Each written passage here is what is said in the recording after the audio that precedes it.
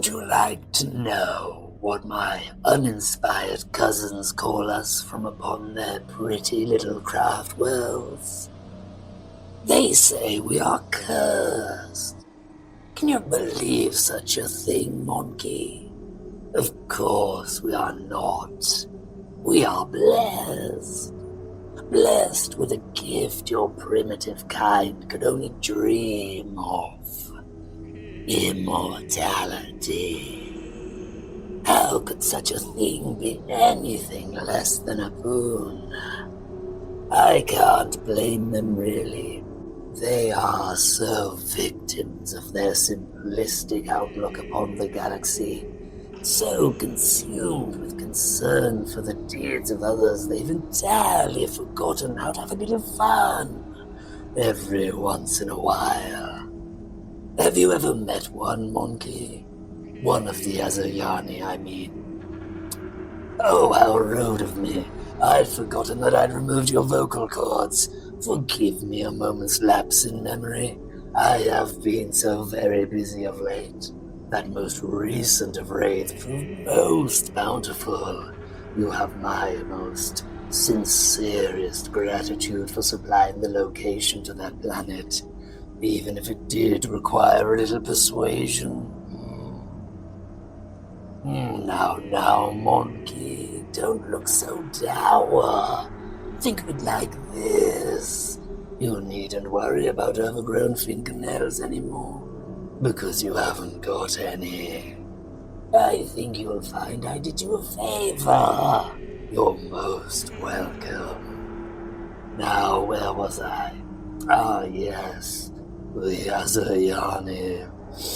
They are terribly dull, Monkey. And how they do enjoy their little lectures about destiny and divining the path. How wonderfully arrogant they are, although aren't we all? Arrogance I can forgive, we are Aldari after all. But to be as tedious as one of their farces, no, Monkey. Even I consider that torment too cruel. They look down on us, my cousins, because of how we choose to sustain ourselves, because we neglect to use those precious little stones they're always fussing over. Well, excuse me for not wanting to spend eternity stuck inside a rock. Where's the excitement in that, Monkey? Where's the thrill? You know why they use them, don't you? The soul stones, that is. It's because they're scared. They know what awaits them beyond the veil. What happens should one of them fall and not have their soul stone upon them? The Dark Prince. She who thirsts. The bane of my kind sits ready to glut itself on Aldari souls. An eternity of exquisite agony and everlasting torment from which there is no reprieve. I doubt even the homunculus could envision such a thing as that. Terror grips the heart of every craft welder, Monkey, when it does not to us. The Drukhari are cold and our hearts are still. We are immune to fear because we are fear. Since the fall, we have endured the predation of the Prince of Pleasure. My people have felt its pull upon our souls ever since that day. Thread by thread, our ethereal being is pulled apart and leached from us by a parasite god. We are slowly hollowed out, a void opening within ourselves. Not of the flesh, though, but of the metaphysical. We feel the absence of our spiritual body as it drains away like water through sand. Vibrant and youthful, the eternal devouring of our souls steals this from us, leaving desiccated husks with its passing. Our lives are spent knowing we live with an assassin's blade above our heart, each passing moment bringing it closer to severing our flesh, sliding between bones, and piercing our hearts. One learns to adapt to life's little inconveniences, though.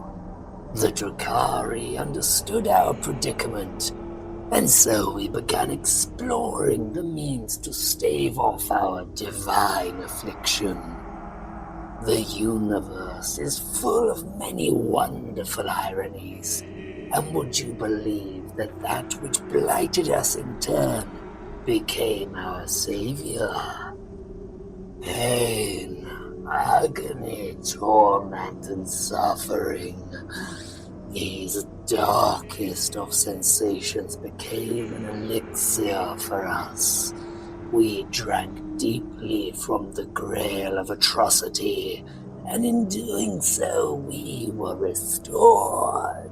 Vitality returned to us, our ageless grace renewed, and our parchment-thin souls once more exuberant in their fullness.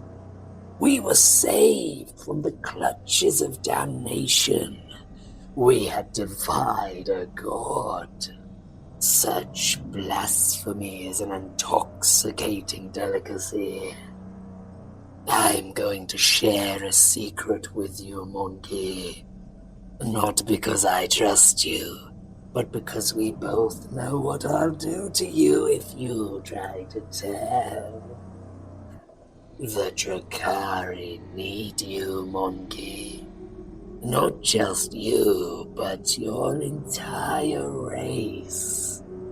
Nothing in all the galaxy rejuvenates the soul like the screaming of your kind. There is such a richness to the flavor of human suffering. No other species quite compares. Despite your best efforts, and I really must extend my compliments to your race, you haven't managed to wipe yourselves out. Time and time again, I've been led to wonder if I'm witnessing the moment of your self-annihilation, and yet you never fail to surprise me. You really are tenacious creatures. I expect it's thanks in part to all that breeding you do. I must admit, I've seen some truly depraved sights in my time, but what you animals call reproduction is utterly repulsive, but nonetheless effective. The galaxy is swarming with you. Every time I venture from the webway into real space, I feel as though I can't look without finding a world inhabited by your kind. And the Azayani fret about the great devourer. There's no shortage of you yet. But that doesn't mean that will always be the case now, does it?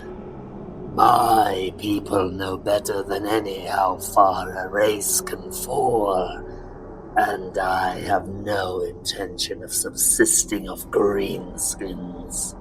It's like trying to get blood from a rock. No, I will not lower myself to such an indignity, which is why you are going to help me, monkey. At last raid secured my cabal's position for the time being. I have no debts, my underlings are content, and my adversaries are either paid off or dead. I find myself in a unique position to look ahead and plan for the future. Nothing comes close to the thrill of a real space raid. The screams, the terror, the killing, the triumphant return to the Dark City, and the adulation of thronging sycophants, and the derisive sneers of my rivals. Truly, it is exhilarating. But should raiding become subject to unforeseen obstacles that prove problematic, such as your kind finally achieving its own extinction, then I want a guaranteed supply of human to meet demand. Commorragh bread, of course. The chaff can go to the homunculi covens for a discount on future restorative processes for myself. The strong ones, however, they will be premium stock. Drukhari will pay whatever I demand. Even the Supreme Overlord himself will seek my wares. I will leverage my stock for power, my position amongst the uppermost tier of the Archon secured, and you, my monkey friend, are going to aid me. You were a sector governor before I found you. Are you going to tell me where I can find more livestock? Or am I going to need to persuade you, monkey?